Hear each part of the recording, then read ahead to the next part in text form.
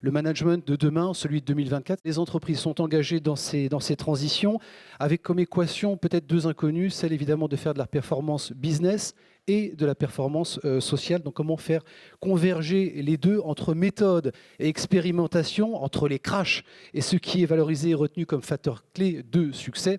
On va vous en parler ce matin avec nos grands témoins. Christophe Bonneau, vous êtes directeur général Agro Mousquetaire. Patricia Guillot, juste à côté de vous, vous êtes directrice des ressources humaines au Crédit Agricole Anjou-Maine. Ce sont trois départements, la Sarthe, la Mayenne et la Maine-et-Loire. Christophe Mathieu, vous êtes CEO chez Brittany Ferries et juste à votre gauche, Stéphane de Saint-Jean, directeur des opérations industrielles IMA chez Biomérieux. Patricia, je me tourne naturellement peut-être vers vous. Comment fonctionne votre marché aujourd'hui? Comment fonctionnent les métiers bancaires? Quels sont les enjeux dans lesquels vous évoluez aujourd'hui? Crédit Agricole Anjou-Maine, c'est environ, pour faire simple, 2000 personnes, 10% de managers. On avait jusqu'à 2-3 ans une facilité à recruter assez forte, ce qui n'est plus le cas aujourd'hui, à la fois parce qu'on a un marché tendu de l'emploi, mais aussi parce que peut-être on a une certaine désaffection des métiers de la banque, une méconnaissance des évolutions possibles. On parlait de compétences et de recherche de sens en fait dans des entreprises comme les nôtres. Et puis effectivement une vision peut-être un peu hiérarchique, très structurée, très process de nos métiers, qui fait qu'on a beaucoup plus de mal qu'avant à attirer effectivement des talents. Ça nous oblige aujourd'hui à ne plus compter que sur le spontané, mais à aller faire de la chasse. Ça nous tend aussi à rentrer de plus en plus dans des dispositifs d'alternance. C'est-à-dire que, pour vous donner un exemple, comme dans d'autres secteurs, il y a encore 5 ans, on était allé à une vingtaine maxi pour une entreprise de 2000 personnes d'alternants par an. Aujourd'hui, on est x10 quasiment. Il faut aller retrouver, redonner de la vision sur ce que c'est que d'être banquier, sachant que le métier en lui-même, fondamentalement, je vous le disais au départ, il a changé. 2400 collaborateurs en CDI, ça c'est pour quelques métriques, 3000 en saison, donc avec des CDD, 450 millions d'euros de chiffre d'affaires, je parle sous votre contrôle, 20% de fret, 80% de passagers, on a tendance à oublier le fret chez vous. Quels sont les enjeux avec lesquels vous travaillez aujourd'hui? Nous sommes une entreprise française qui vit grâce aux Britanniques. On a des marins français et on a des clients anglais. C'est comme ça, vous ne le saviez peut-être pas, mais en tout cas, je pense qu'on est l'entreprise française la plus potentiellement impactée par l'issue du Brexit. Il faut qu'on soit plus fort fondamentalement, structurellement, parce qu'on a une carence génétique, qui est cette dépendance à la livre, mais c'est à nous de monter notre rentabilité structurelle pour demain être moins exposés. Biomérieux, c'est plus de 10 000 collaborateurs, 12 000 collaborateurs dans plus de, à peu près, dans plus de 150 pays, dont 3 500 en France. Alors vous, votre sujet déjà, c'est que vous êtes passé d'une ETI à un groupe. Comment tout ça fonctionne? Quelle est la culture et l'histoire en quelques mots de ce groupe Biomérieux? Il y a 4-5 ans, je parle sous le couvert d'Alexis Dalin, on n'était pas bon. On avait un taux de service client médiocre. On était le fameux on time in full. Je vais rester positif, entre 50 et 60%. Et on est dans la santé. Et derrière, il y a un patient, qui peut être moi, qui peut être vous, qui peut être ma famille. Voilà. Par contre, les clients nous disaient, vous avez des super produits, mais on ne les a jamais. Okay. Après, on discutait sur la partie croissance profitable et pérenne. Alors là, on était très cher, on jetait beaucoup, etc. On s'est concentré sur nous-mêmes. On a arrêté de dire que c'était la faute des autres, pas des bons forecasts aux forces de vente, pas des bons produits, matières premières aux achats et aux fournisseurs. On a dit, oh, OK, on va déjà regarder nous ce qui se passe. Donc on s'est concentré sur nous-mêmes pendant 5 ans. Qu'est-ce qu'on avait? On avait nos équipes, notre compétence, notre produit. On a regardé, on s'est amélioré. Donc maintenant, qu'est-ce qu'on va faire? On va travailler avec 3 axes pour se transformer. Le premier, il faut qu'on travaille plus en collaboration avec nos fournisseurs. On va arrêter la sacro-sainte relation client-fournisseur. On va traiter nos fournisseurs comme on voudrait que nos clients nous traitent. Le dernier, c'est le fameux digital. Donc on se pose beaucoup de questions autour du digital. On a des échecs, des très gros échecs. On a des réussites et on ne veut pas suivre la mode. On veut qu'elle soit utile pour nous, les collaborateurs, et pour nos clients. Et le dernier, c'est les forces humaines de l'entreprise. Je finis par celle-ci parce que c'est celles qui sont là, qui ont la compétence. On a quelques difficultés de recrutement, la formation interne elle commence aussi à s'épuiser, donc il faut qu'on se réinvente. Christophe Bonhomme, directeur général d'Agro Mousquetaire, 30 ans d'expérience, je me permets de le préciser, dans l'industrie agroalimentaire, dont 20 chez Agro Mousquetaire, dont vous avez pris la direction il y a 9 ans. Christophe, vous partez, vous, de ce postulat, de cette question de l'absentéisme. L'absentéisme, oui, c'est un sujet important, mais pour toutes les entreprises en France, ça nous coûte 108 milliards d'euros par an et ça augmente tous les ans. C'est le vrai sujet du mode de management à l'intérieur des entreprises et notamment du management de proximité. Et ça, c'est le sujet numéro 1 des groupes comme le nôtre. On emploie 11 000 personnes. Aujourd'hui, on recrute 800 personnes et on n'y arrive pas. 66% des collaborateurs qui ne veulent pas être managers, et il y en a 1 sur 2 qui est manager sans le demander.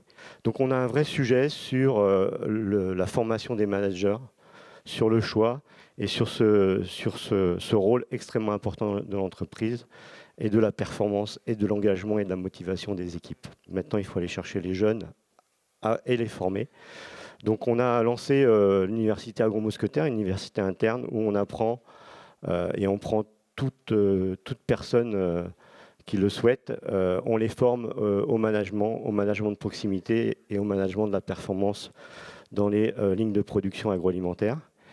Et à chaque fois, c'est vraiment que des satisfactions. On a aussi un problème d'attractivité dans les industries agroalimentaires et d'apporter des nouvelles technologies qui vont attirer les jeunes avec du digital, avec des tablettes, avec aussi donner du sens, de l'explication et de la vision du pourquoi on met ça en place. Les gens aujourd'hui aspirent à comprendre, aspirent à de l'autonomie et de la prise d'initiative. Donc on a mis en place dans nos usines des équipes, des points animation. On a formé nos managers à donner de l'information, à donner des objectifs, à donner aussi de la vision aux équipes. Donc ça, c'est des choses des bonnes pratiques qui fonctionnent et qu'on déploie. On est sur de l'accompagnement de développement de compétences, on est sur essayer de donner du sens au moins aux collaborateurs sur en quoi moi je contribue au quotidien à la stratégie de l'entreprise. Voilà, on est plus sur des questions de carrière, j'ai envie de dire, mais plus d'employabilité, on le disait. Hein. Qu'est-ce qui fait que moi, demain, salarié, conseiller, je rentre dans une entreprise comme le Crédit Agricole Anjoumen, je vais pouvoir développer mon compétence pour faire autre chose demain. On en parlait, hein, c'est de l'acquisition de compétences plus que de recherche d'un Graal de posture et non pas de métier. Il faut aussi qu'on se regarde en face. Et nous, les premiers, on a été formés comme ça, on les a intuités et formés comme ça, et on leur demande plus la même chose. Donc, il faut les accompagner. Donc, ça fait partie de choses qu'on a mis en place avec Quaternaire notamment, mais pas que. Hein.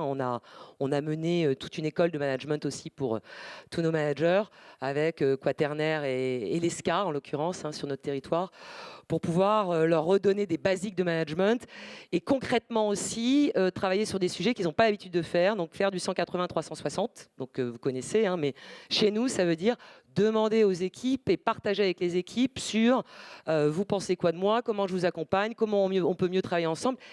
Et ça a l'air de rien, mais dans des cultures comme les nôtres, c'est très nouveau. Aujourd'hui, vous avez réussi à déplacer le curseur, à changer de paradigme dans la culture, en tout cas, chez Crédit Agricole. C'est plus le Graal, mais c'est le chemin de Compostelle. Hein. On rentrait à l'accueil, et puis on était conseiller clientèle, et puis éventuellement conseiller départ. À chaque fois, il fallait faire 3-4 ans. On commence à changer un peu tout ça aussi, y compris dans les parcours de carrière.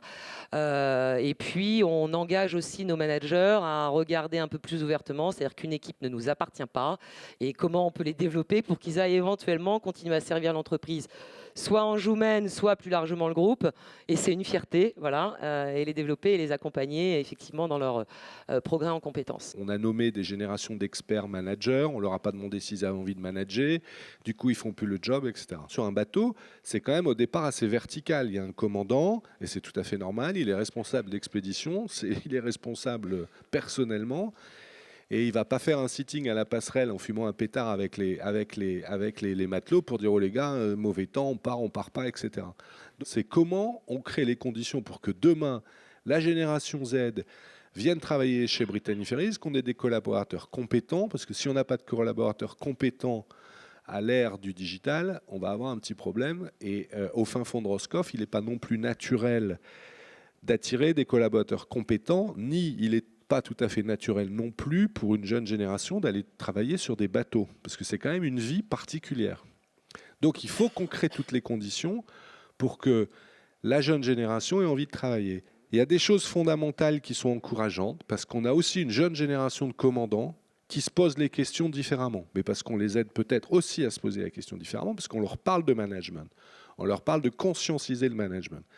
Et aujourd'hui, on a une génération de jeunes commandants qui cherchent et qui a envie de crocher dedans, qui a envie de devenir manager, qui n'a pas forcément la formation pour, mais ça, ce n'est pas le sujet, l'envie est là. Et il y a des choses qu'on est quand même en train de mettre en place aussi avec Quaternaire, notamment des choses très pratico-pratiques et concrètes de management visuel, c'est-à-dire qu'en début de marée, c'est-à-dire quand ils embarquent, eh ben, ils font une réunion avec leur N-1. Ça vous paraît basique ? Ben, chez nous, ce n'est pas basique, c'est une sacrée avancée. C'est-à-dire d'avoir le commandant qui réunit son commissaire, son chef mécanicien et son second pour faire un point sur qu'est-ce qu'on va faire dans la marée, c'est quoi les objectifs, qu'est-ce qui se passe, il y a telle visite, on attend de passagers. Tous ces échanges-là, aujourd'hui, ils ont lieu. Ce n'est pas encore parfait, mais ça paraît pas grand-chose. Mais dans notre environnement à nous, c'est des sacrées avancées. On a aussi défini un style de management qu'on veut déployer avec des mots derrière. Et j'espère qu'on va pouvoir le lancer assez vite. Et on va aussi commencer par le commencement, c'est-à-dire qu'on va déjà faire en sorte que le CODIR fasse la même formation au management. Parce que comme je ne suis pas le seul, on a des gens qui viennent de l'extérieur, mais on a aussi pas mal de directeurs qui sont nés et grandis chez Brittany Ferries. Ben, on a tous besoin aussi de formation au management. Parce qu'il y a un autre truc, moi, qui me sidère toujours, c'est que quand on est au comité de direction, j'ai l'impression qu'on n'a plus besoin d'être formé, on n'a plus besoin d'apprendre rien. Or, si c'est bien quelque part où il faut commencer, c'est par les directeurs, donc on commencera par là. Il faut qu'on arrive à redonner un peu de cohérence à tout ça. Et vraiment, aujourd'hui, j'appelle le manager le gestionnaire de l'incohérence. Alors peut-être parce que je ne pense pas qu'on va arriver à le rendre cohérent. Il y a trop de diversité, trop de disparité. C'est peut-être trouver le dénominateur commun à mon équipe dans les objectifs de l'entreprise. Mon souci de l'absentéisme, c'est qu'il crée des problèmes aux gens qui sont là tous les jours. Et aujourd'hui, quand on parlait beaucoup d'absentéisme, alors on l'a changé. Alain est un peu à l'initiative de ça. On l'appelle présentéisme. D'autres avaient fait ça avant. Ben, c'est parce qu'il faut qu'on prenne soin des gens qui sont là. Parce que ceux-là, c'est les absents de demain, entre guillemets. La première chose, c'est le cap, la vision, les objectifs. Je pense que c'est totalement essentiel. C'est de donner du sens à ce qu'on fait. Mon job, il sert à quoi? Il n'y a plus cet attachement à l'entreprise. On est capable de zapper plusieurs entreprises. Ce qui vient sans doute dans la génération Z+, qui va venir, c'est aussi l'éthique. Je veux que mon entreprise fasse quelque chose par rapport au climat et par rapport à tout ce qui se passe et tout ce qui va se passer dans les années qui viennent. Et pour moi, le management horizontal, où on peut aller voir le chef que si on demande au sous-chef un rendez-vous, etc., c'est terminé. On est dans un mode de management transversal où tout le monde peut être interpellé par tout le monde.